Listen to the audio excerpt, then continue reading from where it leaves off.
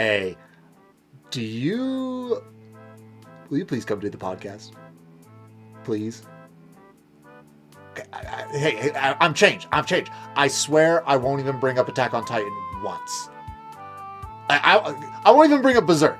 I swear. Like, not cross my heart.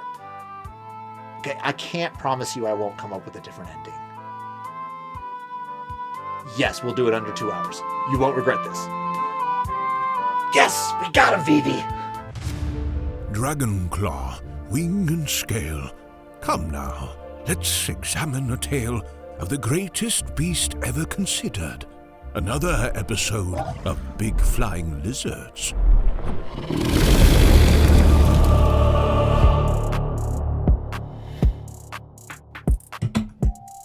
Welcome to Big Flying Lizards, a dragon movie and television podcast. I am your host, Bryce Wilson, and...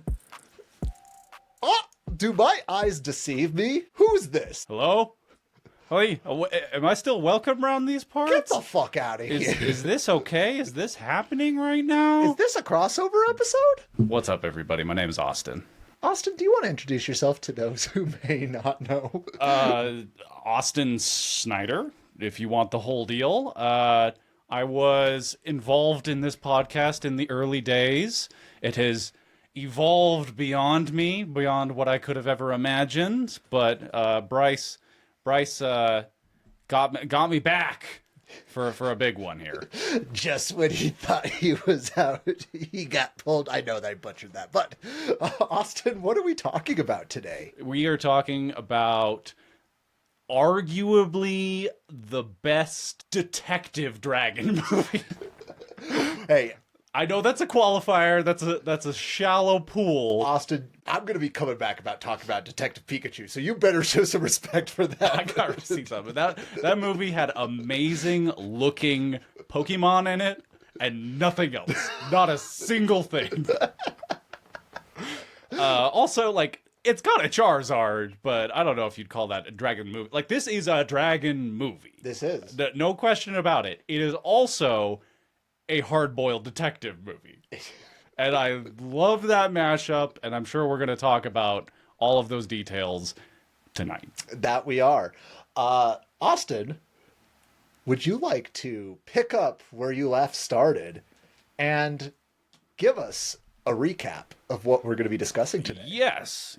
Q, also known as Q the Winged Serpent, is a 1982 crime/monster film written and directed by Larry Cohen. It follows 2 series of murders simultaneously occurring in New York City. One perpetuated by a mysterious masked man, and the other the victims of a giant killer dragon. When brought in on unrelated charges, small-time criminal Jimmy Quinn seeks to trade information regarding the dragon for his exoneration. Q, the film, underperformed at initial release, bringing in $255K on a $1.1 million budget, but has since grown a significant cult following. And I will add here that I think that this is, while not like the best movie we or you or anyone has talked about on this podcast, it might be the best subject to talk about on a podcast, because I think it just begs like discussion and analysis and just like digging into what the hell happened here. I could not agree more. And as it's going to be a little bit more obvious, Quetzalcoatl is something that I have always been fascinated with. Now, I'm just going to get this out of the way now because it is a little ironic where this fascination of Quetzalcoatl came from. This is no surprise to the audience. The both of us grew up as Mormon young men. What? Us too? Yeah. I know, I'm outing us over here, Austin. But we grew up as Mormon, and there's a particular fiction series called The Tennis Shoes Among the Nephites series, which essentially is a fantasy series where people get traveled back in time into the Book of Mormon series and like live among the people that are in the Book of Mormon. Now, in one of these books, they discuss how Jesus Christ is technically Quetzalcoatl. And of course, like me being like, I'm I'm Mormon. I want This is your Christian youth leaders are like, oh man, we see Bryce slipping. What do we do? It's like, and then they're like, oh, well, we'll just explain how Jesus is a dragon. And it worked. And always has been. And so I got super fascinated with Quetzalcoatl and like tried to do as much research as I could about it. And to this day, like, is one of my favorite deities within mythology and fiction. Like, to the point where I did a painting. Do we need to run him up to the camera if you there don't just mind. real quick? Yeah, We'll just give him Which I wish so desperately that this is what he actually looked like in the movie, but alas, that's not the case. But yeah, I've always been fascinated with just Mayan, Aztec, the Incan? Well, Incans too, but there's like the Olex or the Olmecs, like that. They're the oldest known Mesoamerican, like the big heads in South America. That's Yeah, the big heads, because there's the guy with the big head mask in this one. yes. So he might be one of these fine fellows. I'm realizing I forgot my sunglasses. This is For this conspiracy. You might need to run and grab those real quick. But that is something that I didn't really clarify in my synopsis up top there. Yes. Is that Q, that is in reference to how this is that Aztec dragon. yes. And they've mentioned it like a couple times, and I do love it because they're all just New Yorkers, like Quetzalcoatl. What? This isn't a pizza. What is this? Like that's quite a mouthful you got right there. What are you doing? I'm walking here. All respect to the great state and city of New York. New York. Like truly, that's actually one of my favorite things about this movie. Yeah. If you want to just start talking about it. I mean, I gave my spiel. If you want to give your spiel on The appeal? yeah. Okay, so I'll just say up top, I think that this movie is like a B- detective movie and like a solid C grade creature feature. Mm-hmm.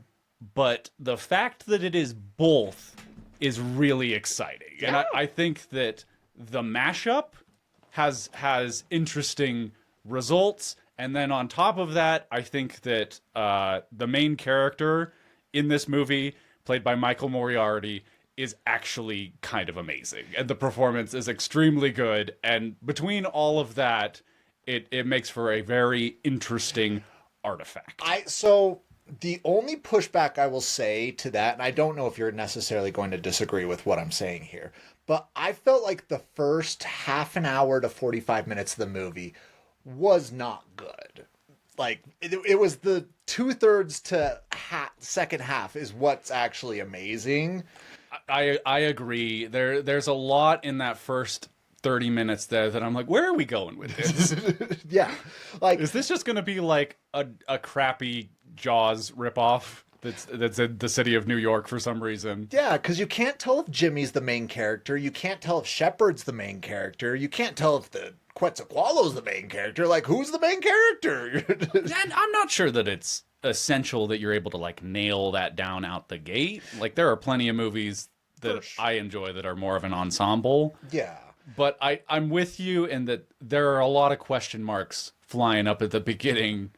And I think a lot of that just is in the tension of like, it's trying to do the two like very different things at the same time. Like you're getting the concurrent setup of a creature feature and of like a crime movie, like a precursor to a Law and Order kind of thing. No, I do agree with that. It's also just, I was thinking when I was watching it, it's very Sanderson-esque, where you do not know what is going on for the first 15 minutes of the movie. You're genuinely like, who's this guy? Who's like, because they don't sit here and say, this is Slick Jimmy. Slick Jimmy's over here. He's been a criminal for years. And this is Shepard. He's been on the force. He has some little quacky ideas, but no, they just dive right into everything, and don't really know who is who until, like I said, that 15-20 minute mark. Yeah, well, that's quality filmmaking, though. That it's like they're giving you the information that you don't even necessarily know you're going to need until later, but like they're getting it in there.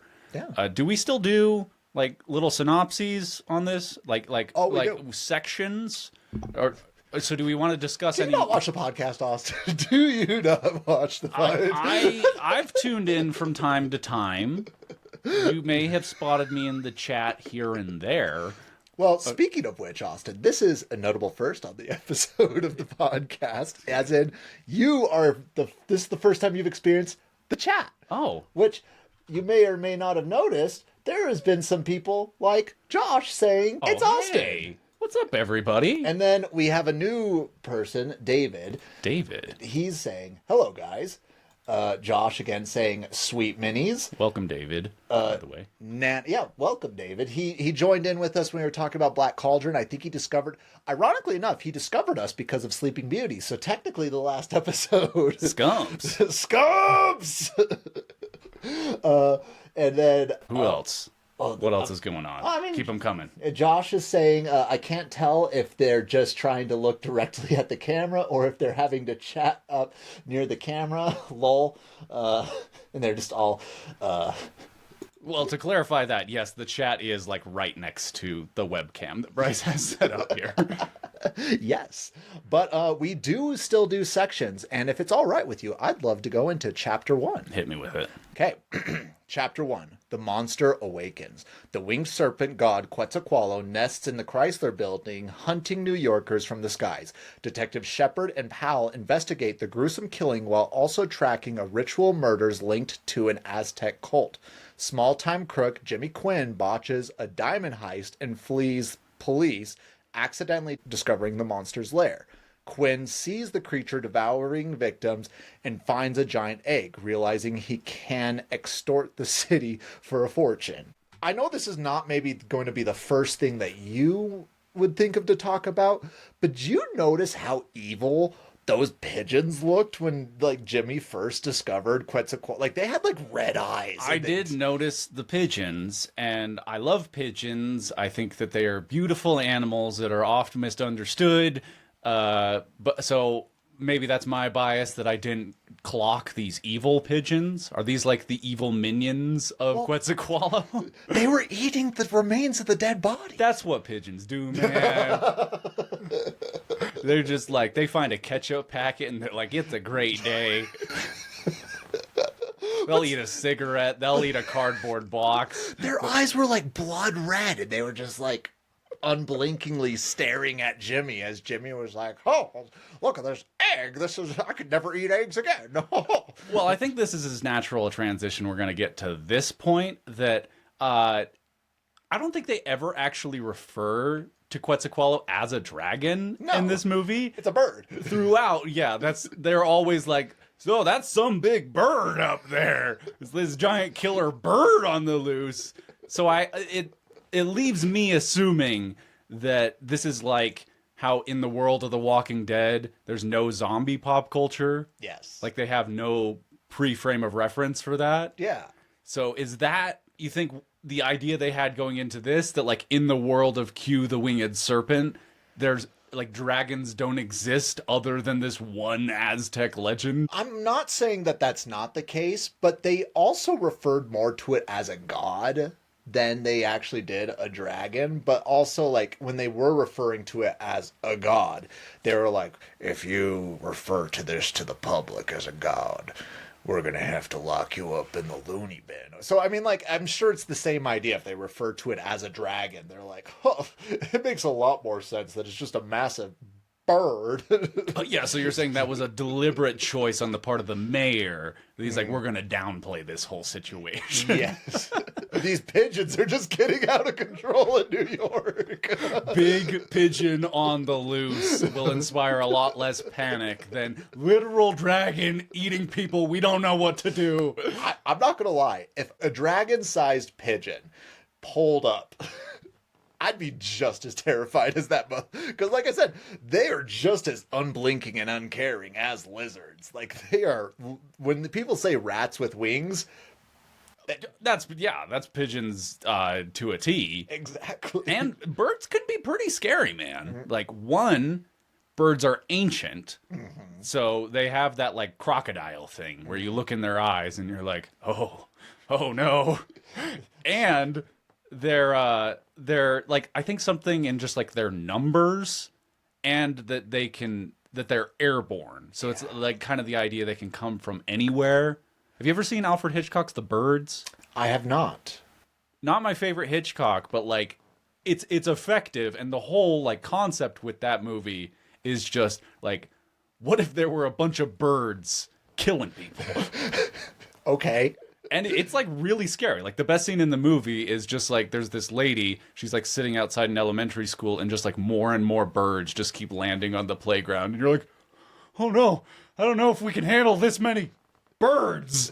Well, I mean, birds are often used as like a sign of horror. Like, again, I'd love to pick David Lightbringer's brain a little bit more about this, but he often is bringing up like when something bad is about to happen in a Game of Thrones or House of Dragon, birds start popping up like crazy. Oh, yeah, I think so is it a crow or a raven? I think a raven is like the definitive like bringer of an omen, or like representation of an omen. Yeah, and I mean, they say in the show and in the books, dark wings, dark words. Like, that's like a slogan. Pretty metal. But it's ironic enough, because I can't wait to talk about this more in depth, but I did quite a bit of research into like not only the Mesoamerican gods, but the ties that you can see in like parallels between like Nordic, Egyptian, all the different gods here. Because also, fun fact, for those of you that know about it, you'll get it, but I just watched the animatics of Epic the Musical, so I've been on a real Odyssey just haul going in and trying to do research on the Odyssey, which has led to doing research on the gods in and I know you're quite obsessed with you were, I don't know if you still are. I had a big moment with Greek mythology in my youth. I'd say like ages like 12 to 14. There was a big moment. Like that was my main obsession.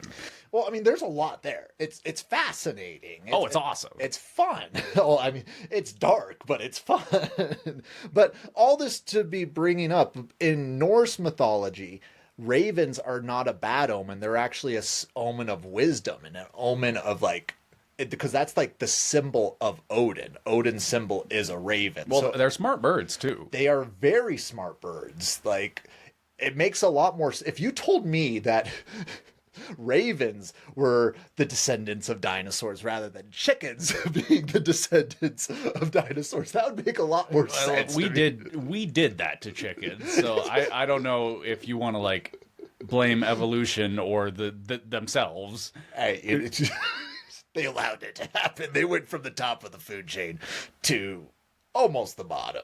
Yeah. It's like we got good old crickets, just like really like, bringing up the rear on that one. Yeah. But the movie. Yes. Q. I love that it's a New York movie. Mm-hmm. And I mean, pigeons, like a New York staple as well. Yeah. And we were talking about how like they don't want to inspire panic, and because there is an element of like the bureaucracy of crime and all of that, and like that's kind of a fun element of this movie is the like authorities in New York City just dealing with the fact that this is happening. Yeah.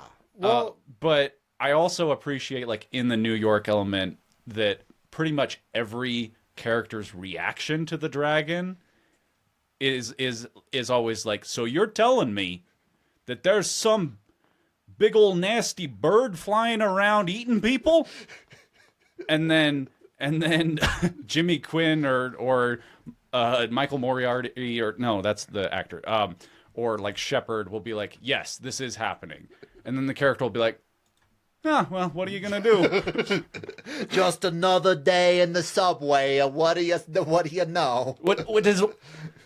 I'm just saying, like, I love that they chose to set that there, because like, what other city in the world where it would be people be so like unbothered by that? because that seems to be the approach of this movie, is it's like, we're going to be this hard-boiled detective thing, but also have a dragon.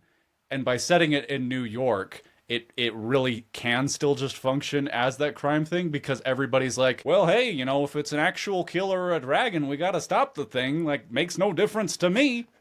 I would love to see, like, and maybe it's just a different monster for every city, but I'd love to see the reaction in LA. I'd love to see the reaction in Las Vegas. I'd love to just see, like, because I could totally see, like, in a Las Vegas situation where literally just people are dying and getting shredded, and they're just, I hit the jackpot. Like, yeah, they have their own kind of uncaring. Yeah.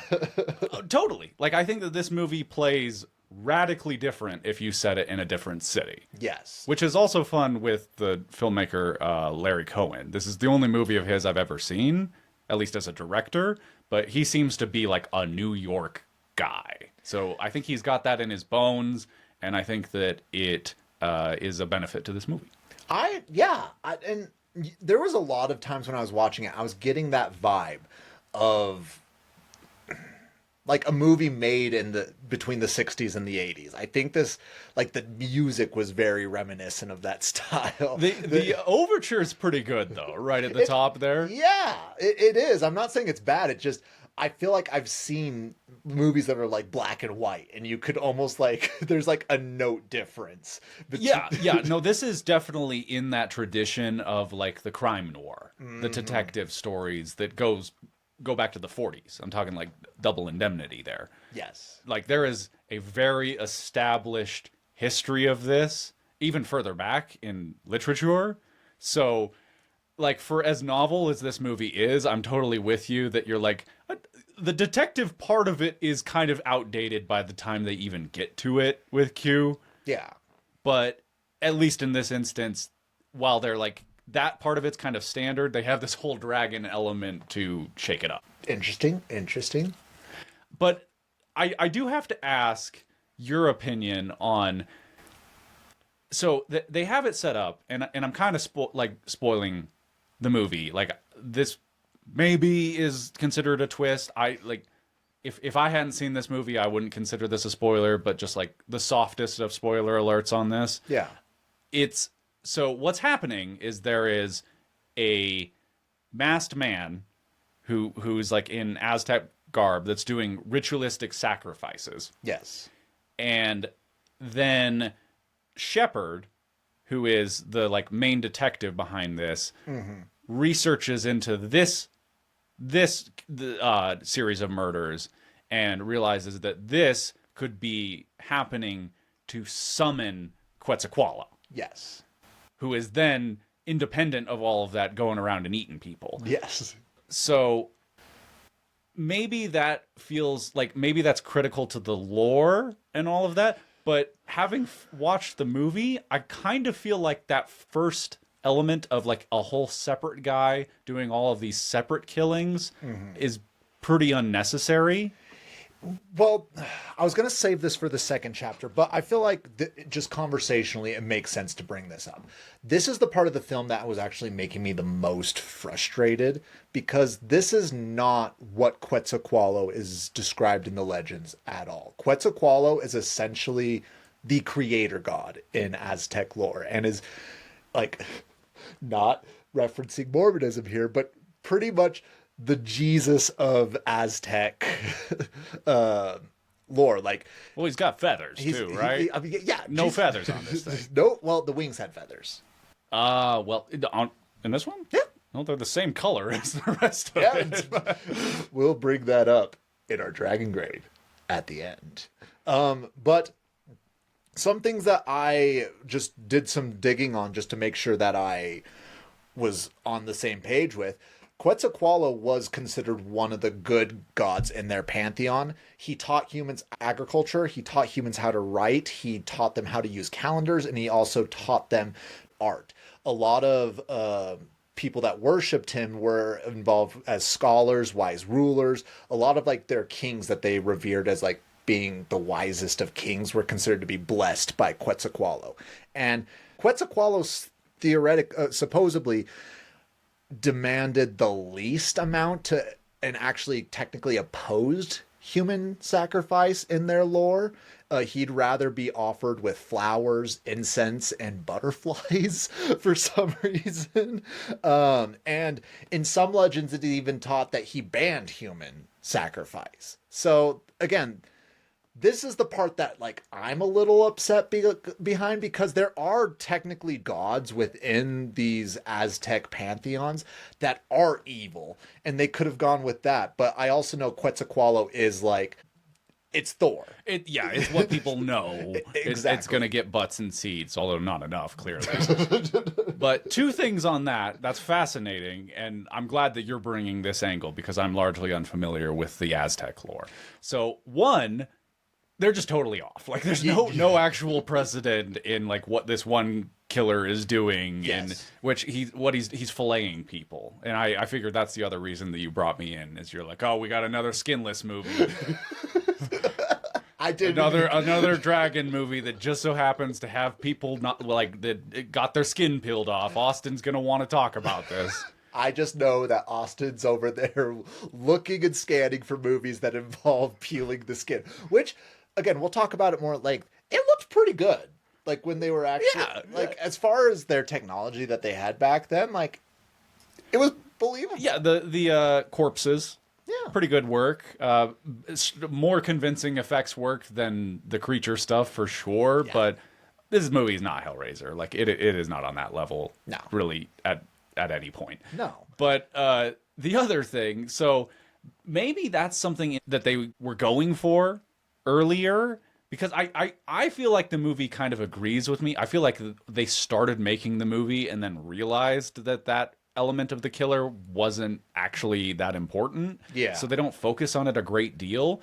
But I could see with your info on the lore there, that they really could have played up something that, like, this killer, he's like motivated. He's like, New York, this city is sick. I must bring in an ancient, like, deity that's going to take us into a new renaissance. And like, New York City around 1982, like, that's them like just starting to come out of some really, really bad times as a city. Yeah. So that could have been what they're going for, but the movie just kind of forgets about it. No, and again, like, I don't want to bore all of you with the details here, but yes, like, they could have literally picked, like, there's one god, I know how to say Quetzalcoatl just because I've done enough research, but I'll post it in the chat so you guys can see how it is, and I'm not even going to, well, no, I'll try, but you all know. Here, hold it up for me. Let me take a try. I'll put it in the chat right there. All right. Well, my eyes aren't what they used to be. In the left corner. Okay. That's Huitzilopochtli, dude. Wait. Huitzilopochtli. Exactly. Homie. But that's the Aztec god of sun and war, and demanded, like, mass. Like, he's the one, whenever, like, you hear they sacrificed 500,000 people, this is to the god that they were sacrificing, because he's like... And he was Dragonoid? I don't know if he was Dragonoid. Let me really quickly see if he was. But, I mean, even if he's not... Well... Okay, while you're doing that, I'll say so all of the dragon stuff at the beginning of this movie, since we're supposed to be talking about the first half or third or whatever. The first to third. Okay. They do a lot of, like, POV stuff from the dragon. So you'll see, like, a victim, and they'll be going about their day. They're usually on, like, a rooftop, and then it's POV. It's very much evoking the Jaws. You don't really see the shark in Jaws until the very end. Yes. That's kind of what they're going for. I think that's better because a lot of the dragon effects aren't very good. No, and we'll bring that up at the end more in depth, but... By doing this, like, it's very clear that it's a dragon. Yes. Because, like, the first victim, he's a window washer and a creep and a pervert, and he deserves to get his head chomped. Yeah. But he does. All creeps and perverts deserve their head chopped off. Of this variety, I'm not saying that I'm going to pull the trigger, but we could probably do without some of those guys. Hey, you heard it here first, folks. If you've seen the movie, I'm not, like, I don't think I'm out of line here, but anyway, So it's like a slasher movie Yes. to start out. Yeah. But it's from the POV of a dragon. Yeah. Also, just keeping up with the slasher theme, Austin, there are so many notable firsts with this podcast. This is the first movie that we've covered that shows real tits. Sure do. Not TV show, but movie. And it's not in the greatest taste, I may say. No. One of the victims is a rooftop sunbather, and of course, like, even though I don't think this comes back at all, there's like a peeping Tom with a telescope that's like, ooh, Yeah. check it out. And then she gets chomped. Austin, I'm just going to go out and say this. This movie's a little misogynistic. Yeah.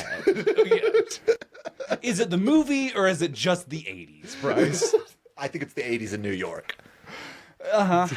I think that by like relatively low budget 80s movie standards, this movie clears.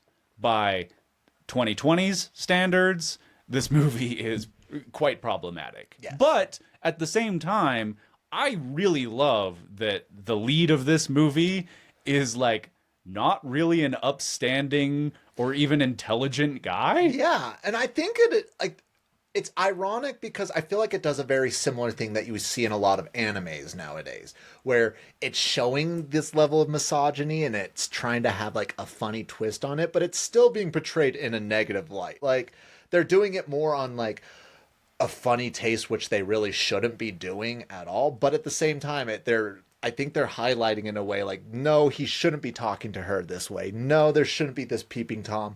But there's that level of humor that you see in especially anime nowadays, where it's like, Yeah, that's like our main character here, played by Michael Moriarty. He is like a lowlife. He's recently out of prison. yes, And his woman is putting him up, and you know what? She's also putting up with a lot of shit from this guy, and she's probably the most notable female character in the entire movie, and it kind of only exists in relationship to him. Definitely not clear in the Bechdel test. There is a named female character, which I think is the first one, but past that point, absolutely not. It's a lot of guys, not particularly attractive guys either, just being guys doing guy stuff and like solving crimes and being crusty and kind of gross. well, and again, like Which is a flavor it is. that can be kind of fun sometimes. You've never been to New York City, have you? I went when I was 15, so I haven't been there as an adult, but Okay. So I've been a little more recent than that. a But little. my experience is that New York, it's just everybody. You know, like there are New York tropes and there's a New York culture, like a larger culture. But that's the thing, is it's just all of humanity, like all sorts and all combinations find their way there. Yeah. And so like you'll be on the streets of New York, and it's intense because you're like being bombarded where you're like, oh wow, that's like a really attractive person, just like out here on the streets, like that's like a magazine cover type person, and then you look across the street and there's the other end of it. yes, City living's hard. Well, I will LA. agree with that. Think about LA. Like again, I'm not a big fan of LA. Like I try to avoid LA because if you have to pay for parking, that's theft. That's worse theft than taxation right there, let me tell you. So, Yeah, because we never pay for parking here in Salt Lake City. Never, not one time. not anymore. No? No. Why's that? I've got the fast pass with my job. Okay, well, lucky you. You know that there are similar perks in the city of New York. So, I'm sure there is. what were you saying? LA, when people envision LA, they imagine a different perspective of America. You're talking about those California girls? Yes. And well, I mean, California guys too. The surfer dudes. Mm-hmm. I know that's more San Diego, but still, like when you imagine a Californian, like, yes, they may come across as a little airheaded a little bit, but it's a completely different image from what you imagine a New Yorker when you are trying to just build. But yeah, point is, the faces in this movie are about par for the course. And it's just wild that, like, David Carradine was in so many movies. Yes. This is Shepard. He's like the main detective in this movie, and he's probably best known at this point because he was Bill in Kill Bill. I was gonna say, like, I could tell that he was familiar, but I was not placing where it was. But I think it's Kill Bill that I remember him from, which he's great in. Yeah. Fantastic. I think that's one of Tarantino's best, like, reclaiming a 70s, 80s actor. But yeah, this guy, he was in like hundreds of movies. Now, and he's generally quite good, but just kind of an unusual pick. Like somebody you might not necessarily expect to have headlined as many as he did. I will say this, I feel like vibe-wise, he fit perfectly in this film. Yeah, and I think that he plays like the disbelief about what's going on with the dragon pretty well. Yeah. Because he's like talking to the museum director, and then he's like, I don't need to listen to all your notes there. And then he says one other thing. He's like, oh, you know what? I'll take a look.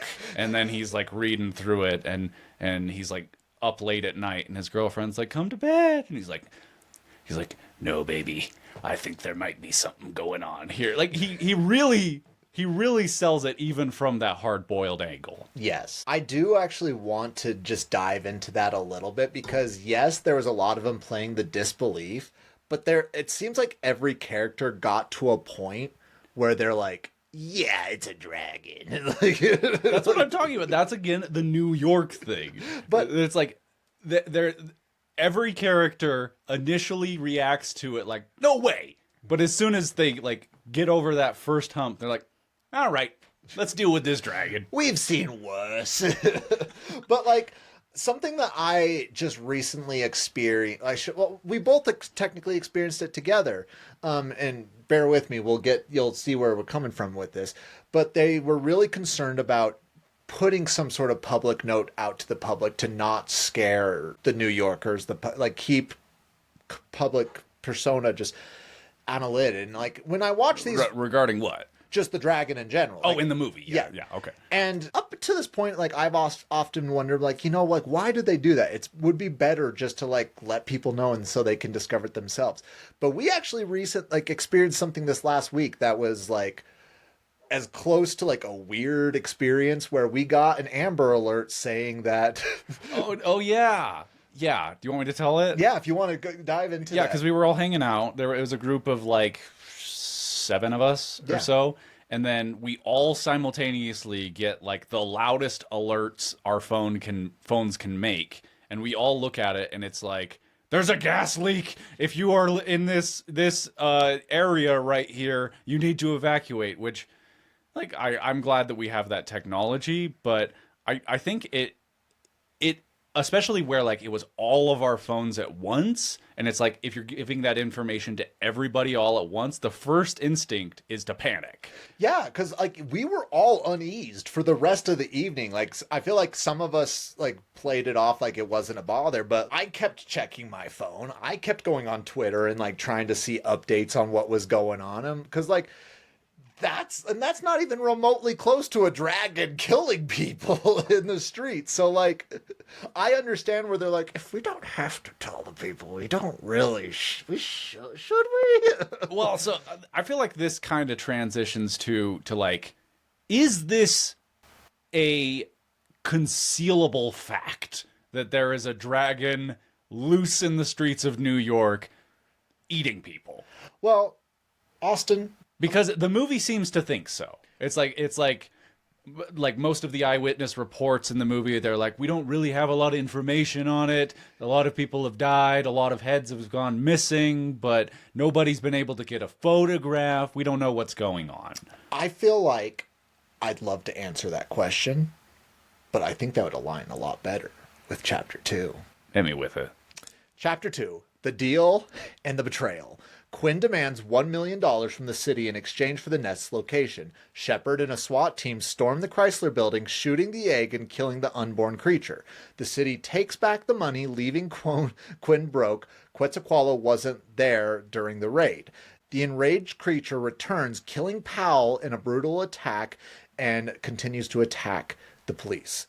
Now, and at first, that's what I was thinking, like, how the fuck are people not seeing that this thing is just coming and eating people? But they were explaining that this creature has a level of intelligence, and it would come from the sun and, like, come down and dive bomb people attacking from the sun, so they have very limited time to actually... And I know that there are some birds of prey. Again, my obsession with birds coming back up. So... Have you played Wingspan yet? Have you played that board game, Wingspan? It's, like, bird-themed. I don't think we have played It's, like, one of the biggest... like recently added to the board game canon games. I have it. We got to break that thing out. We've got to break that Wait, out. it just birds on the mind. Just birds on the mind. Sorry, that was out of nowhere, but This is a bird podcast now, Austin. Birdcast.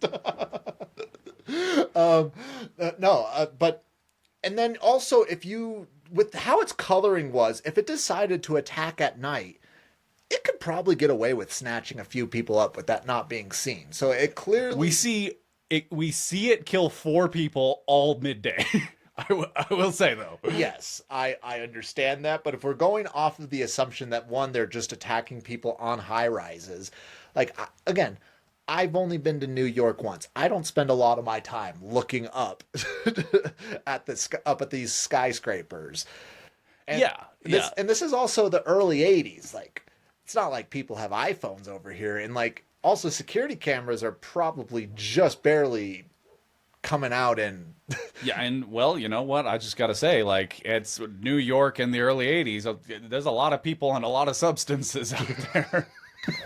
What? Like, I don't know if it's... even if you see something, if the vast majority could be recognized as a reliable source in this case. But I kind of got to the same point as you, where they make a point to talk about how the dragon is being smart in its tactics, yes, using the sun there. Also, it's a weird effect on the streets of New York where the skyscrapers, like, block your field of view. Yeah. So it creates a situation where, like, unless the dragon is literally on your street, like, swooping down, you're just going to see a flash of it as it goes by. Well, they don't call it the asphalt jungle or the asphalt forest for a reason. I mean, they do call it for... You get what I'm saying. Uh-huh. English is hard for a first language over here. Okay. Real quick, Austin, while you look over your notes, I feel like we've been ignoring the chat here because there has been... Oh, there's a lot of activity There's a lot of activity. Does Game of Thrones tits not count, Josh? I specifically said the first movie, not TV show. Didn't say it was the first time. And I don't know. There's just something in, like, the flavor of that scene too that felt very different. And you know, like, Game of Thrones has been kind of skeezy at times too. They've had some scenes that were sort of borderline, but everything in those shows is above the scene here. But I would say that Game of Thrones is at least self-aware with what they're doing in those situations. Like, in those situations... Oh, they're self-aware when they're doing this. Oh, I mean, they're self-aware in the wrong reason. Yes. Yes. It's just like Craven that they're like, well, this is how we're gonna get them on home video.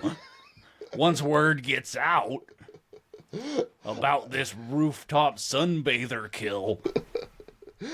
David says... I have never heard of this movie, so I'm here for the vibes. Nana comes back with, come for the dragons, stay for the vibes and the tangents. Love it. The nasty, misogynistic old man taste, I guess. That's nailing it. Yeah. Yeah. Yeah, but also that's how we feel now, because, like, it's how old men are now. I think that's just how, like, men were in the 80s a lot of the time. All men were like that. Happens with the campus nuclear reactor too. That must have been the Amber Alert. Mm-hmm. And then I do love this. A dragon, D&D, Shrek, philosophy, bird podcast. That is what this... We've nailed it down. I mean, we have hit all the bases. We've created new ones. that's us right there. Oh, and conspiracy theories, Josh. Thank you. We've got to include conspiracy, which I'll have you know, I did go down some conspiracy theories. Some Quetzalcoatl Yes. conspiracies. Yes. Because one thing that I have always been, I shouldn't say always, but within the last like 10 years, something that I have been obsessed with was the burning of the Library of Alexandria, which again, bear with me. Yeah, it's like when that happened and then when Rizza's basement flooded, like the two greatest losses to our like collective culture, art, history. But there's a third, Austin, that no one talks about. Huh? The Spaniards burned all of the books Those jerks. of the Mesoamericans. So all the stories that we have of Quetzalcoatl are either A, passed down verbally, which a ton of people were killed during that time still too, so we lost quite a bit of that, or just translated from stone carving. So there is conspiracies that the Vatican, coincidentally, because a certain pope died recently, this is an applicable that they wanted to keep some certain secrets of Quetzalcoatl, and they wanted to burn all of So, it. Bryce, are you like circling back around 10 years later that you're like, let's give this Jesus dragon another run? I think that we need to. I am starting a new. Actually, I'm not starting a new religion. I am revamping this old religion. You need to kneel down to Quetzalcoatl, the Lord of the sky and earth. He died for your sins. He will come back someday. Is Q the Winged Serpent considered a sacred text in your new religion? It's like the animated Book of Mormon movies, appropriate to watch on Sunday. Veggie Tales. Veggie Tales. All right, I'll join. Yeah, why not? He'll come back someday, Austin, because the Vatican they don't want you to know that he is the one true God here. But back to the podcast. Rest in peace. Rest to the Pope. By the way, he seemed like a fine fellow. Yeah. Generally. Yeah, rest in peace to the Pope. Should we talk more about the movie? What movie? Q the Winged Serpent. Oh yeah, that movie. I did love the negotiation scene. Okay, that's the best scene in the movie.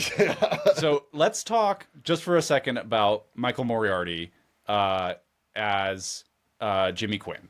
Yes. So he's an unlikely main character, fantastic performance, and if you need a quick image, it's just like Bill Burr. He looks like Bill Burr, he sounds like Bill Burr, he's doing his own thing, and I recognize that, but to me, I was just seeing Bill Burr the entire time. And I like Mr. Burr for the most part. I love Bill Burr. One of my top 10 comedians. Yeah, but along those same lines, like he's playing a guy who's like not the brightest, and he's had several run-ins with crime. He's down on his luck, even though his girlfriend's putting him up there. But he is an aspiring jazz pianist, and we have to make mention of that scene because that scene's great too. Yes. So he's being roped into this diamond heist with some other low-life criminals. Yes. And he's like, I don't need this. You guys want me to go in and carry a gun and like be all involved? I just want to drive. I don't need this. And he says he doesn't need this because his girlfriend is hooking him up with like, maybe you can get a job working at the bar I work at as a jazz pianist. He goes in, and it's not that he can't play. He can play. He just can't sing. He's just kind of annoying. Like, he's not a very good entertainer. I feel like if he would have just played the piano, he probably could have gotten the job. Probably. But he decided to sing. He went for it, and it was a swing and a miss. But because that didn't work out, he's like, okay, I'm going to go through with the heist. And, well, I mean, in the character, he's more like, well, I guess I got to go with the heist now. Well, we can all relate to that, where you get denied by one job that you do an interview. You're like, well, fuck it, I'm going to sell meth now. Well, OnlyFans. Here we go. The diamond store they choose to rob. Did you catch this? It's called Neil Diamonds. And I don't think that has anything to do with anything, but like, I'm just like, huh. That's an Easter egg. That's an Easter egg right there. Yeah, so they rob Neil Diamonds, actual diamonds, and they get away with it. But he comes out, Jimmy Quinn, and he has the diamonds. But because they were like trying to convince him to go in with them, they took the keys. So he tries to open the car, and he's like, "Oh yeah, I don't have the keys." And then he walks into the middle of the street, gets hit by a car, loses the diamonds, and he's just like wandering around trying to not get picked up by the police. And this is when he walks up to the top of the Chrysler building and discovers the dragon nest and all of that. I thought for sure that the fact he had lost the diamonds was gonna like come back in, like the dragon was gonna find the diamonds and like it like have like, because like dragons are into treasure, like I thought it would have another sense for that, but that doesn't come back. The diamonds are just gone. I mean, it sort of comes back because the other guys hunted him down, and he led those guys up because they thought he had the diamonds. My question is like, you already got hit. Just go get the briefcase. Yeah. Like, but I think they're trying to play up like he gets hit by a car. So he's like disoriented for sure. He's also like priority number one is don't go back to jail.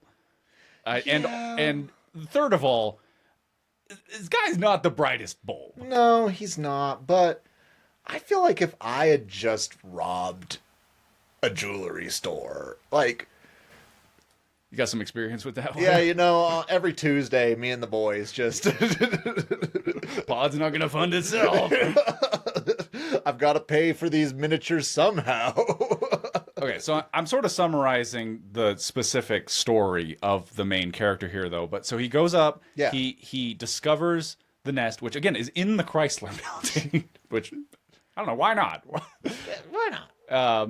And then later, the guys are pressuring him. The guys he robbed Neil Diamonds with are pressuring him. They're like, "We know you got the diamonds. We need that so that we can, we can get our money. And if you don't give us the diamonds, we're gonna kill you." So he takes those guys and he leads them up to the dragon nest, and they get chomped by the dragon, which is also a hilarious scene because he's like, "It's not murder. I didn't kill him. I just, I put him in that situation and the dragon did its thing." But he was justifying it to his girl, like, in the interrogation cell. Yes. Like, that was probably one of my favorite comedic, because he literally was not only just no remorse, but he was, like, giggling a little bit about it. Yeah. It is. He's really nailing the tone. Yes. I gotta say. Very funny. Every scene with him is a delight. He's the reason to watch this movie. Yes. Even, like, I know we're into dragon movies, and, like, that's why we came to this in the first place. Stayed around for Michael Moriarty. Past this point, he gets picked up because a security person at the Chrysler building identifies him. And so he goes into police custody, and then he's like, "No, this is great, because I have information you guys need." Yeah. He's like, "I have leverage in this situation." And there is the most amazing scene in the movie where the authorities come in and they're like, "All right, you got information on the big bird? Let's hear it." And he's like, "I got some demands first." And what are his demands? $1 million. $1 million tax-free. Tax-free. And then he wants all the rights to the footage. And yes, he wants to own the negatives, any photos taken of, again, the bird, they call it. Mm-hmm. And then he also wants the Nixon immunity. Yeah, so I don't want regular immunity. I want that Nixon immunity. I want it for all the crimes you know about and any crimes you don't. I mean, why not? And he is just owning this scene. I don't know if it's on YouTube, but if you're going to check out check out some of the dragon special effects from this movie, and check out this interrogation, not really interrogation, more negotiation scene with him. It is a riot. And he ends up, they agree to most of his terms because they want to stop the giant dragon loose in the streets of New York from eating people's heads. Yes. Real quick, I do just want to highlight something that David said. Wait, Richard Roundtree? Richard Roundtree, Shaft. Oh, yes. Is in this movie. I've got to see it now. And he is pretty good at this. It's a strong cast. It's like a generally pretty well acted movie. Yeah. Richard Roundtree, legendary actor. He actually just passed away last year, I believe. And he was in the movie Thelma. Also came out last year. It's a lot of fun. June Squibb. He was right up to the end. He was turning in bangers. I'm glad that you have seen these movies, Austin. But along with these lines, like, dude was Shaft. Like, that was his big break. Yes. And Larry Cohen, the writer-director of this movie, did have strong ties to a lot of like blaxploitation films. I don't know how many he directed, but he was definitely like involved in writing, producing a lot of those. So I'm sure that's where the connect there comes from. But he's great. Like we already said, David Carradine's great.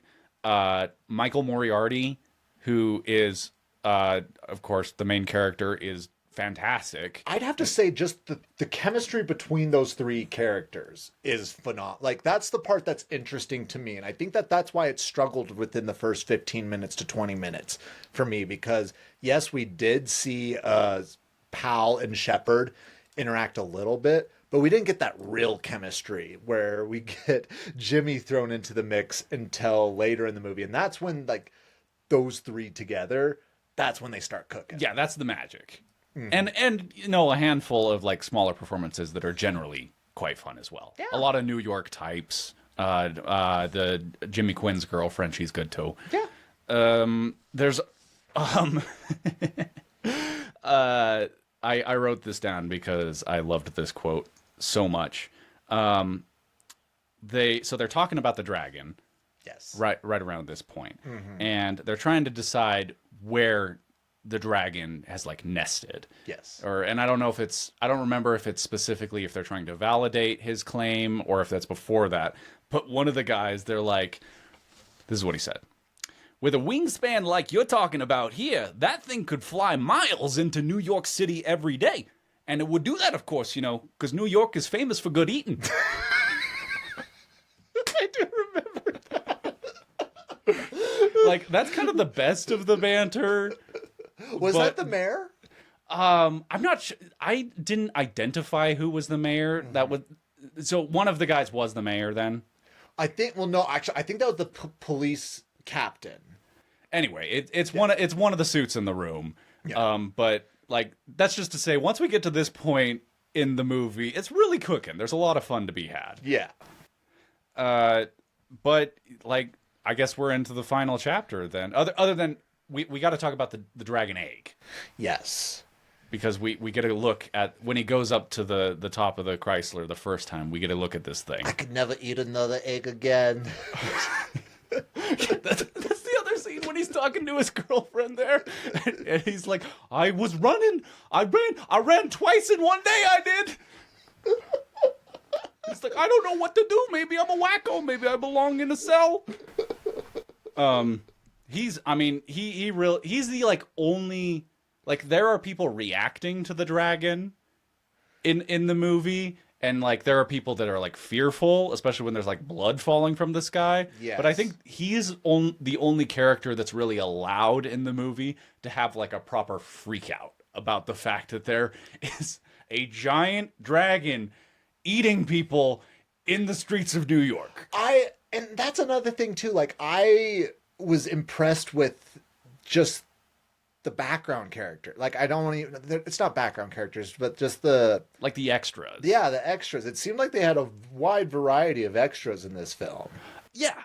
And it's a movie that, because of when it was made and because of its budget level, there's just a lot of flavor there. Yeah. There's a lot of sense to it that they're like, hey, you there on the street, you want to be in our movie real quick? It's about a dragon. There's a dragon overhead. Freak out. go, and then they just do it. You know, like these feel like real characters, like real people. Yes. It's the kind of movie that feels like there could be like there are just a million stories going on in the background of the story we're choosing to focus on today. And that also, I think, plays into centering the Jimmy Quinn character, where, like, again, by today's standards, this isn't the kind of guy that you would really put front and center in a movie. Yes. But this movie's whole attitude is to more so highlight that kind of thing. And just piggybacking off of the scene in particular that you're talking about, I feel like that it was the appropriate amount of graphic. Like, when it would eat people, it wouldn't make it so, like, blood exploded everywhere. Or even at the very beginning when the guy had his head bit off. Like, sure, there was... like it was about right. Like, there is an excessive element there, but within, like, what you can expect from an 80s creature feature... Yeah. Really in bounds. Like about what you... Not too much to where it's gratuitous, but not too little to you're like, oh, did he die? You know?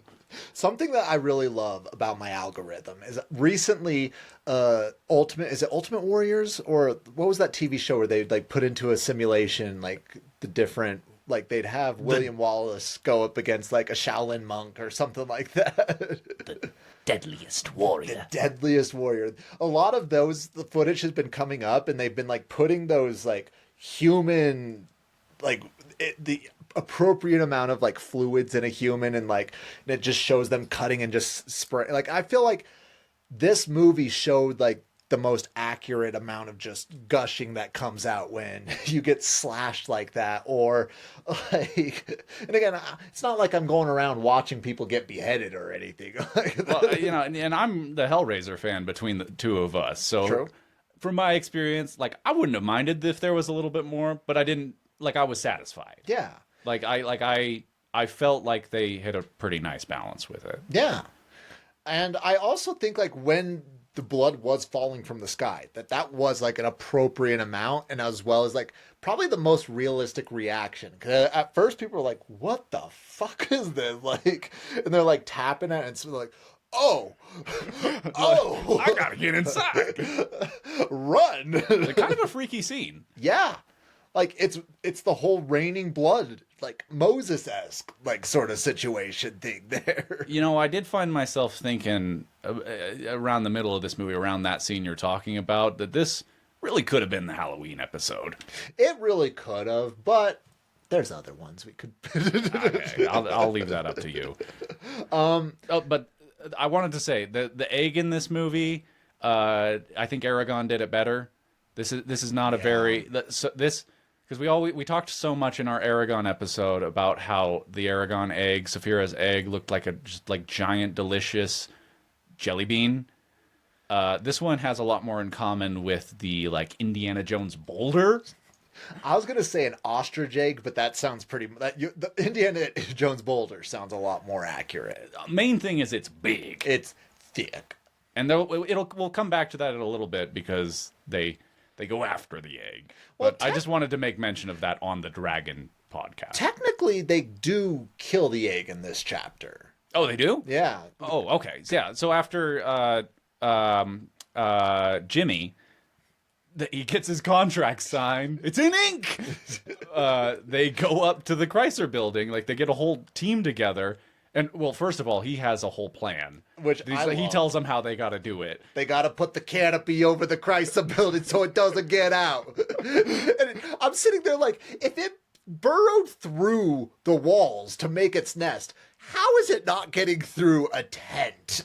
It couldn't have hurt. It couldn't. It wouldn't have hurt to have a fleet of helicopters on hand. I think that he was on to something. Here's the thing. Jimmy was just ahead of his times, because we all know that New York's police department now would have sent like F-1 fighter jets to this thing. Different time. Different times, different budgets. But they all go up to there and they discover the egg and they're just like blasting it. And it's kind of a cool scene where the little baby dragon comes out. Kind of a sad scene, yeah, really, because I mean it didn't even get to live and here it is already dying. But the puppetry is pretty good. Yeah. I'd say this is one of the more convincing, better effects in the movie. Less is more. Yeah. Yeah. But does that take us to the end of the chapter? Or Well, the last thing that we end on is when Pal actually gets killed by which I do just want to touch that the undercover cop as the mime, just watching Pal get killed was low-key, like, horrible. Like, it's so... Like, he's, like, almost entertained that Pal is getting... Well, I'm entertained. I was too, but he knew But I'm not Pal. living it, yeah. He was like... He was too deep in character.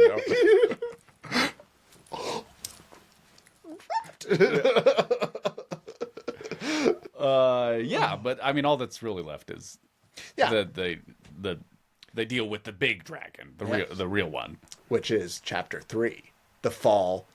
The final battle erupts at the tower. Shepard and the remaining forces shoot Quetzalcoatl, sending it crashing into the streets. The Aztec priest behind the ritual killings tries to sacrifice Quinn to resurrect the god. Shepard shoots the priest, saving Quinn at the last second.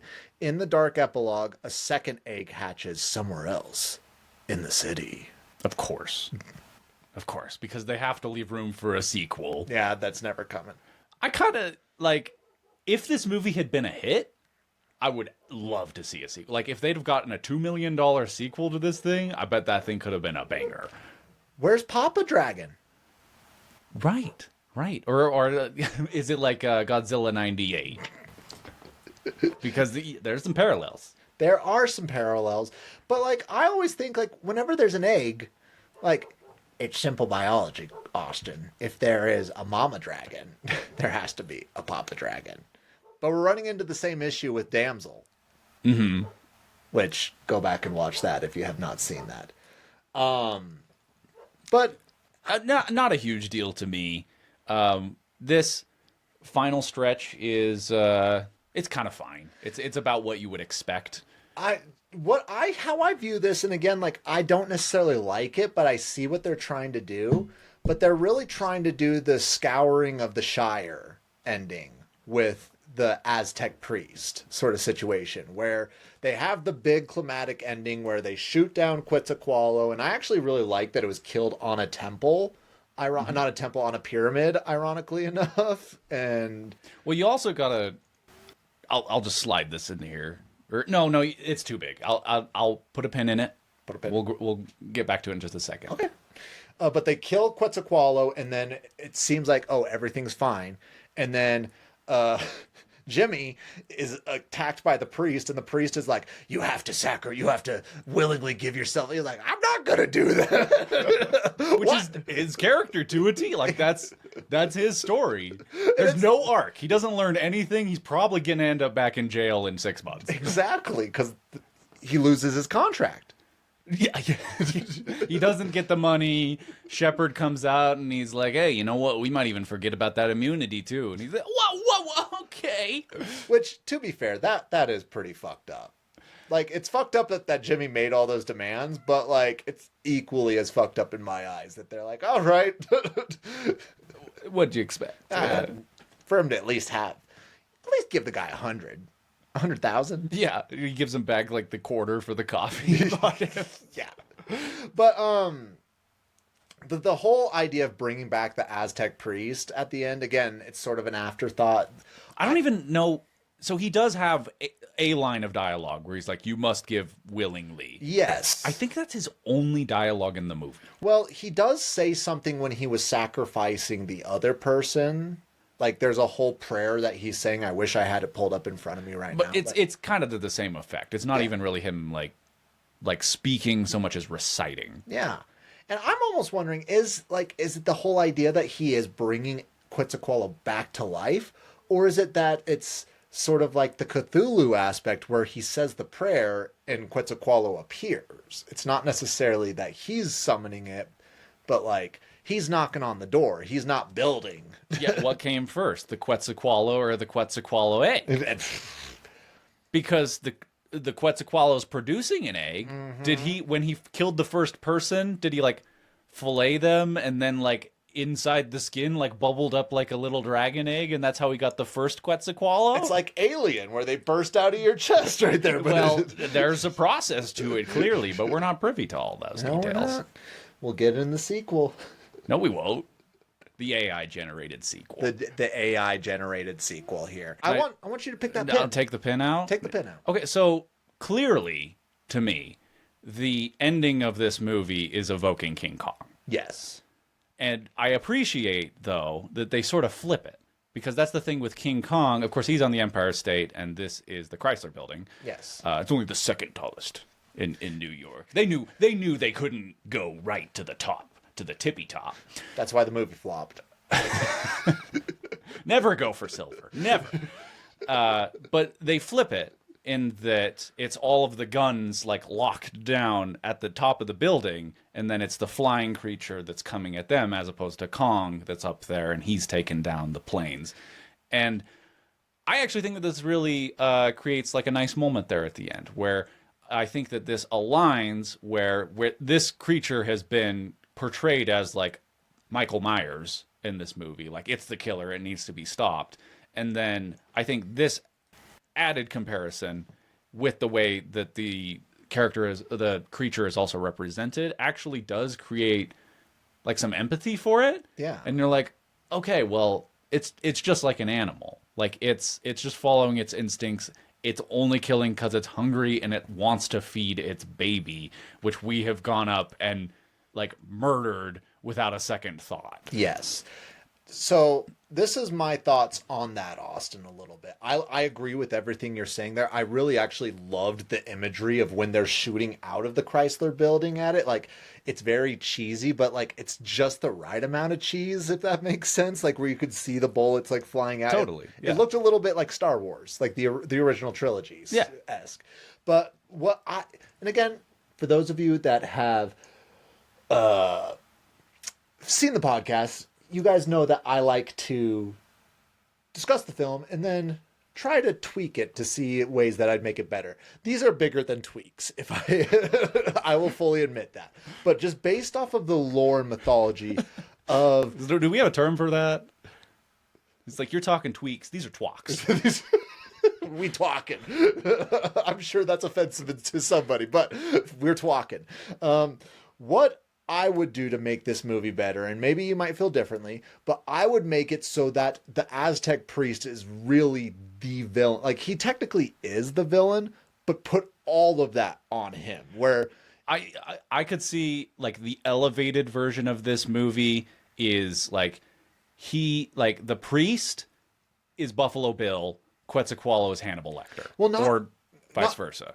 Not even that. Like, the way I'm viewing it is Quetzalcoatl is spotted through the cities, and there's all these horrific murders where people are being skinned alive, or you're finding them like completely dismembered, or their heads chopped off, and they're thinking, oh, it's this beast, it's this monster that's doing it. But in reality, it's just the priest, and he's doing these Aztec rituals for either like a job promotion or something, like all completely selfish reasons. And Quetzalcoatl is like cueing in like, oh, this is tied to my mythology. So I am moving to the city to be close to the mythology there.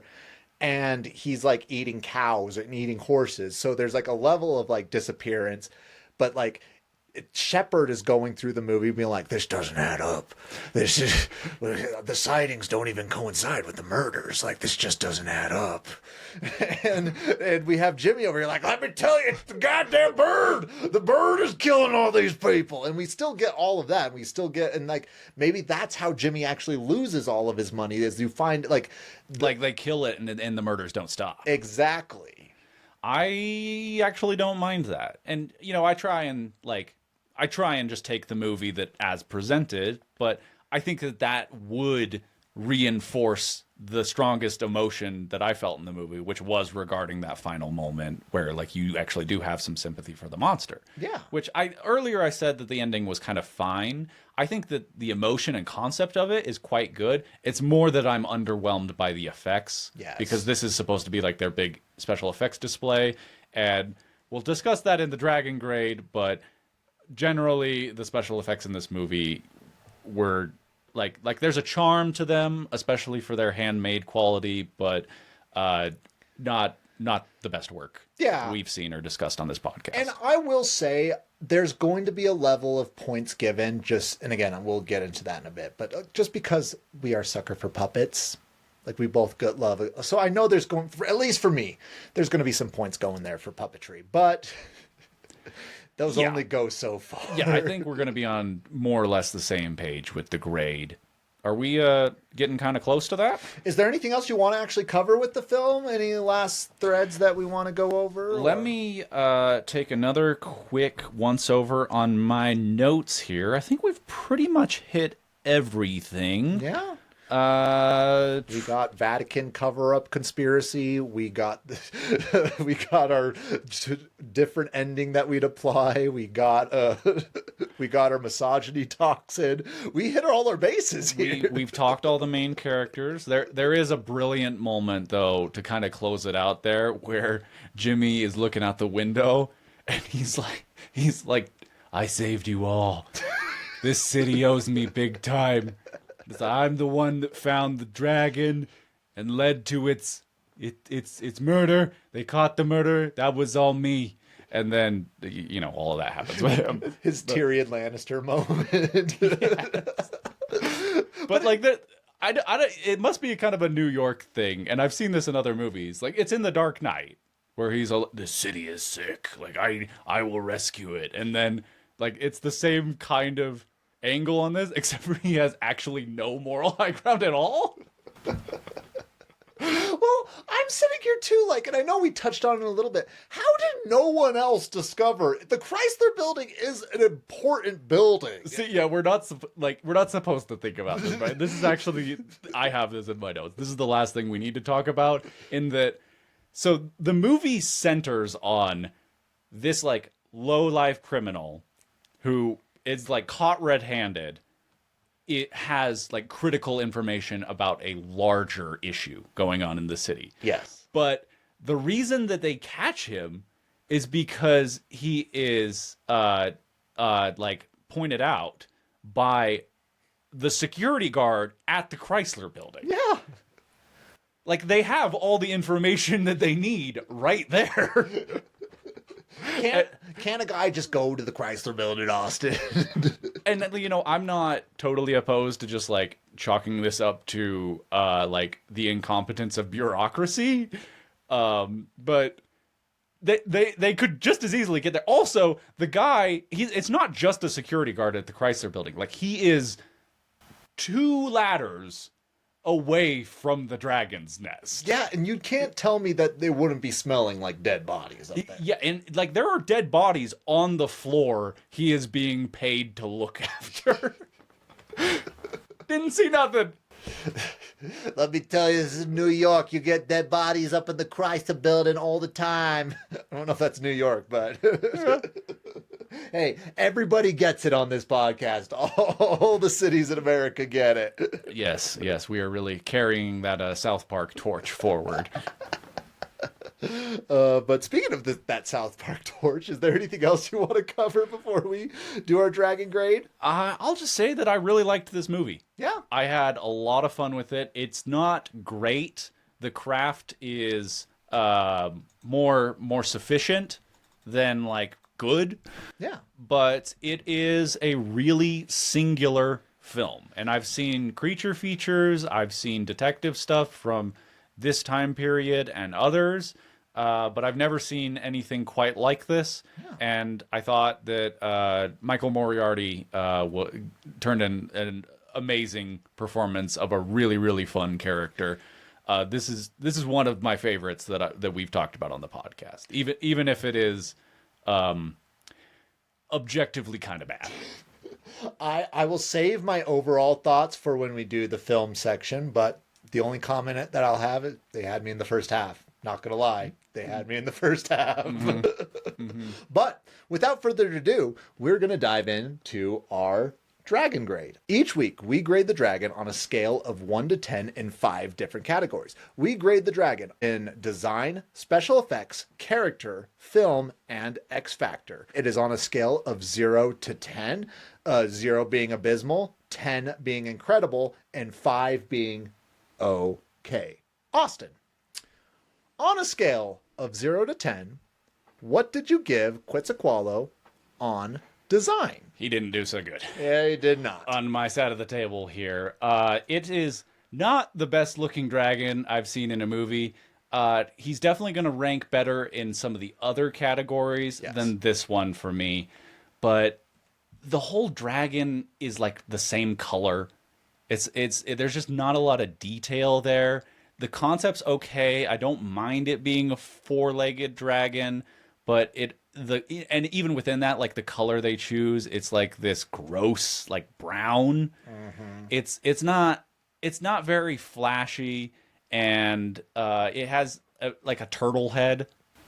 It's just uninspired, kind of down the line. I'm giving it a 3 out of 10. I think it's bad. Yeah. And I really did my best when I was coming up with my grades to make it so it wasn't affected by the lore that I know, as well as just seeing some depictions that people have taken creative liberties in doing. Because, and again, they couldn't just do couldn't do like Falcor level of puppeteering. Like the money's just not there. It really is not. But, and again, like, bear with me here. In the Aragon books, they specifically talk about when there's brown dragons that it's an ugly color. And before, I'm like, well, if it's like a metallic, it's like bronze, and bronze can look good, like the Bronze Fury. Sure.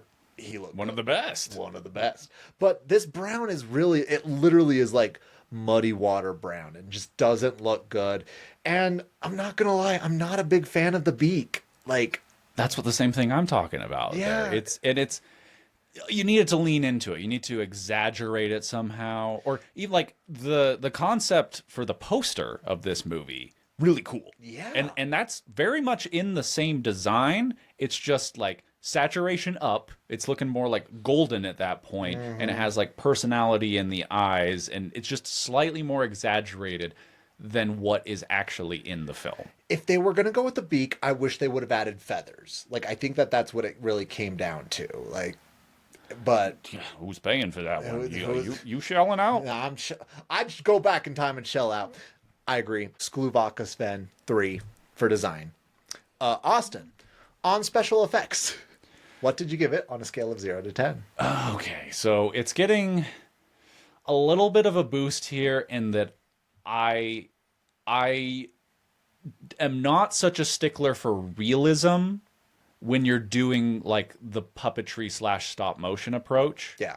Like, I accept that is not going to integrate as well with the live action footage, but that it has a charm all its own. Yeah. And that on some level it's effective, like, for the characters in the film, and like they're actually interacting with a real thing. I like that. That said, the stop motion in this is pretty basic.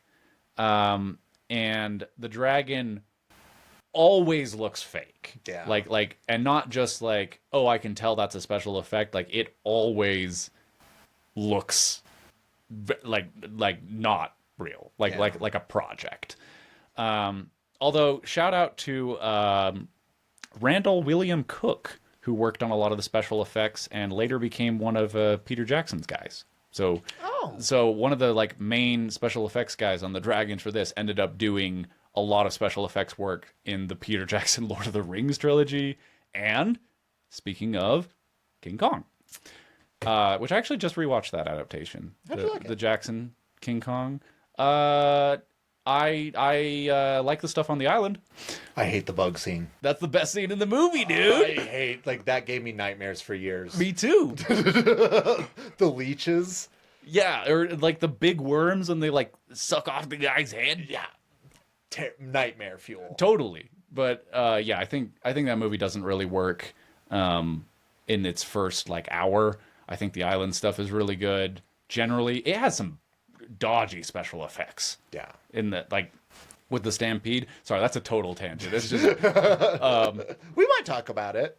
The Naomi Watts and Kong relationship really strong in that movie though. Yeah. Interesting that it exists. But anyway, some overlap in who worked on that. The other guy who did a lot of the special effects in this was David W. Allen, who had an interesting life all of his own, but he pops up because he did a lot of like big puppetry stuff, and he's heavily involved with the Puppet Master series. I don't know if you know anything about those, Bryce, but at least the first couple of those movies have some pretty cool special effects, and then they got lost in the sauce. Okay. But so I'm just saying, like, there's some real talent involved here, and it's the kind of thing where you feel like you're like, I bet if you gave these same people a lot more time and money, they really could have done something. It's just the resources weren't there. I'm giving it a 4 out of 10 on special effects. I do think that is very appropriate in doing for being translated to mediocre. For me, I would be even willing to look over a lot of the special effects if it wasn't so blurry on the edges every time that it came in.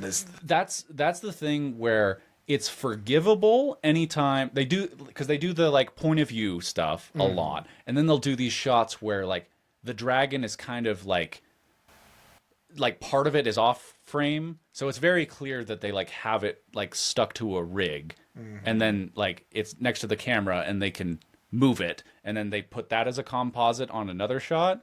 But anytime that it's like fully in the shot, like it's the whole body of the dragon, the compositing is really bad. Yes. It's tough to watch. And it's unforgivable for me. And I really feel like, and again, we've talked more about this when we covered House of the Dragon, just do all the scenes at night. Like, I feel like that would have, like... That almost feels like a point of pride in this movie, though. That it's like, the dragon, forgive me, the bird. It keeps hitting in the broad daylight. Duh, bird! Well, I mean, they could have made the argument where the final attack was at night, where, like, the bird was, like, attacking and killing people during the day, and then it returns at night and do the whole battle scene at night. I feel like they could have really gotten away with doing that, and... Again, like, there could have been some, like, scenes where a light shined on it and, like, maybe for, like, the last 5 minutes, they have the helicopters and it's, like, shining the lights on the bird and on Quetzalcoatl and you're able to see it. But, again, like, they decided to go, but, like, they were so proud of it, but it's like being so proud of your son's first grade science project. Like, point is, we've seen it done better. Yeah, I understand where you're coming at with the 4. It's got the 3 with me. It's bad. Fair. It's bad. We're only 1 point apart there. Only 1 point. But the character, I'm actually really curious, and I'm curious to see where you're coming across with it, but what's the character you're giving here? So I'll just say that I'm giving it a 5. Okay. And I think that's kind of a generous 5, but I have my reasons for it where I found that moment pretty effective at the end there where you suddenly start to feel for this thing. Yeah. So to me, that shows that they actually did get some character in there, in that I got somewhat emotional. I think that there's that, like once it's been like really shot, like it's like bleeding out and it's like on a rooftop there. That's a pretty emotional scene. I think that comes down to character.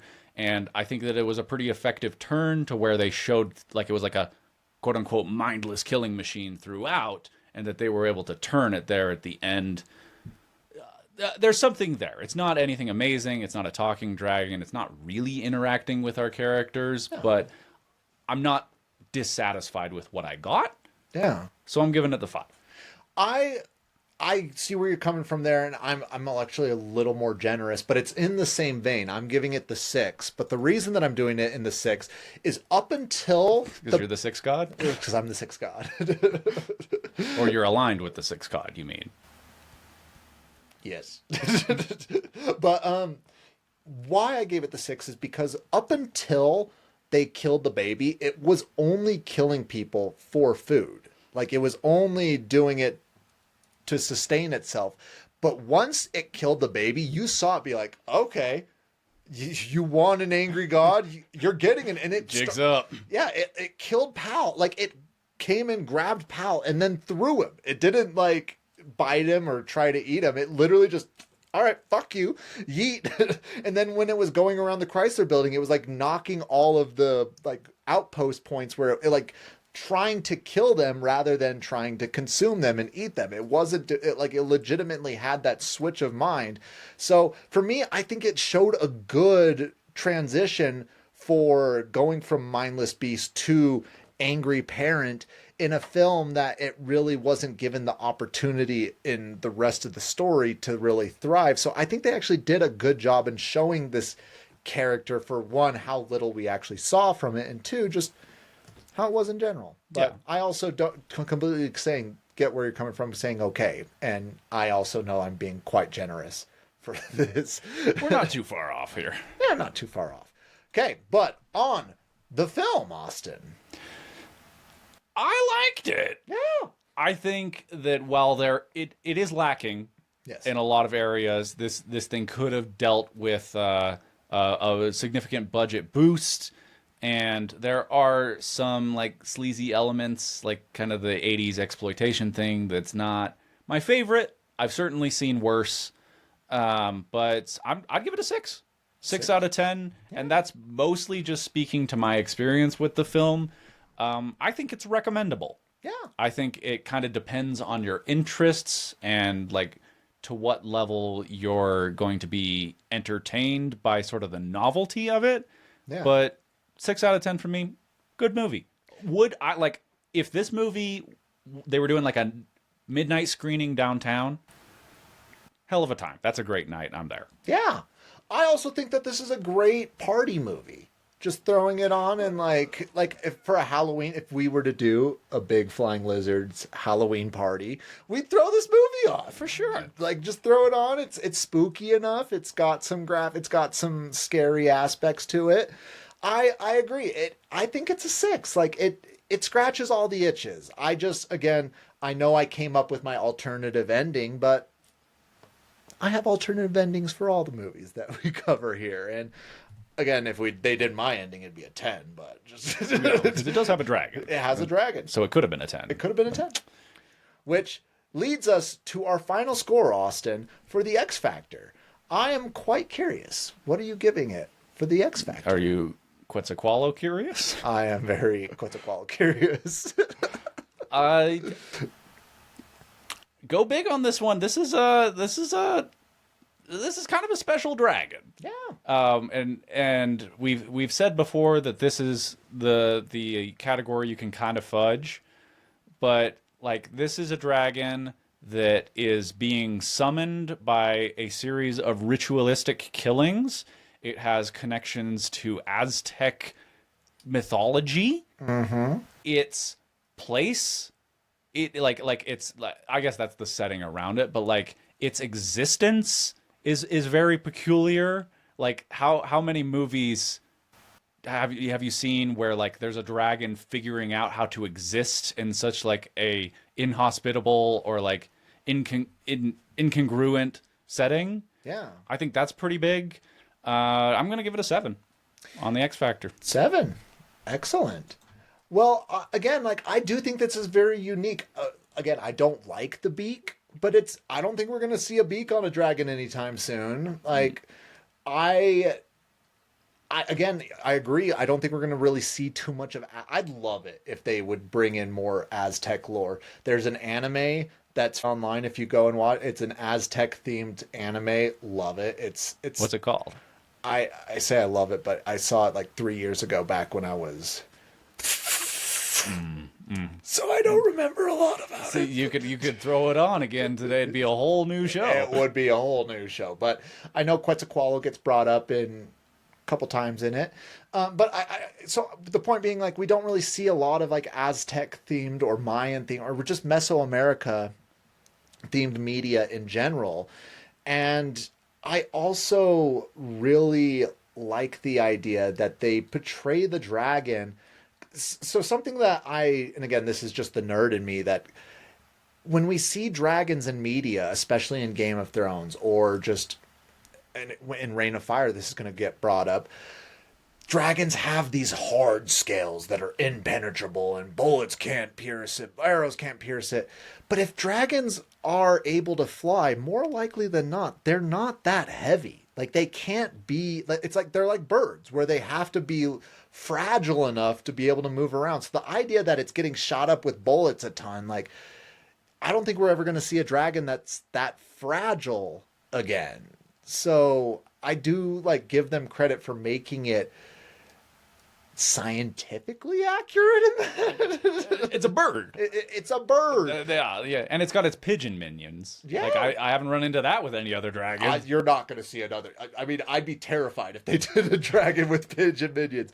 I'm giving it an 8. 8 is great. I think it's great in the X Factor. Well, what does that bring the final score to? So, Quetzalcoatl in the movie Q, the Winged Serpent. Yeah, it has alternative. It's also just called Q.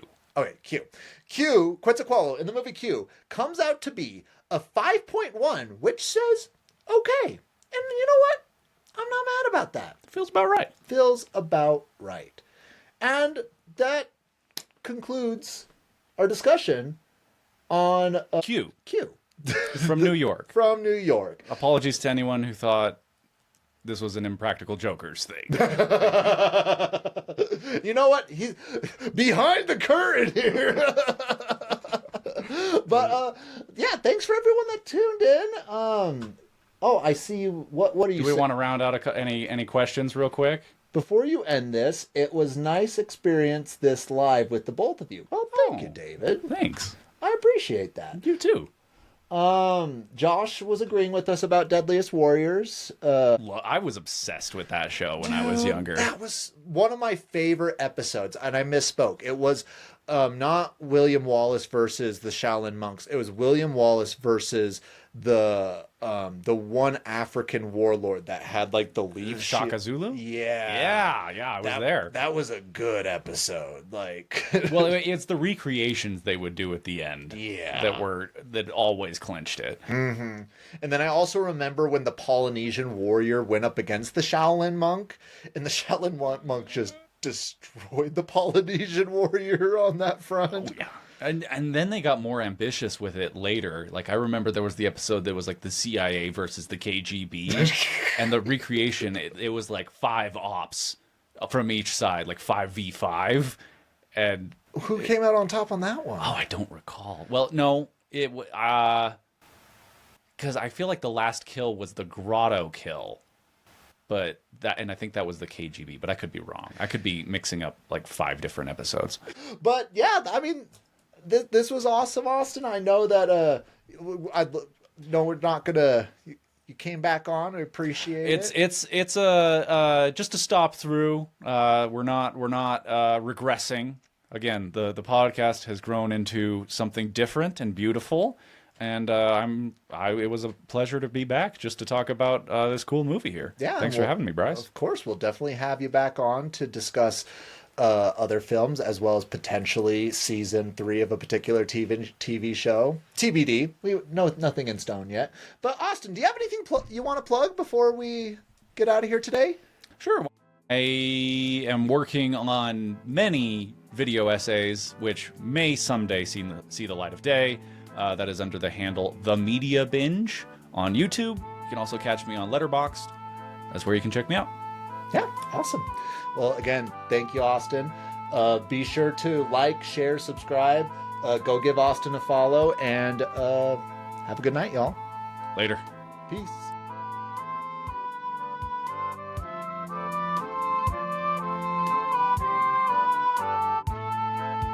That's all for this week's Dragon Lore. Takes cold and hot, spread shore to shore. Enjoyed yourself? Please join the squad.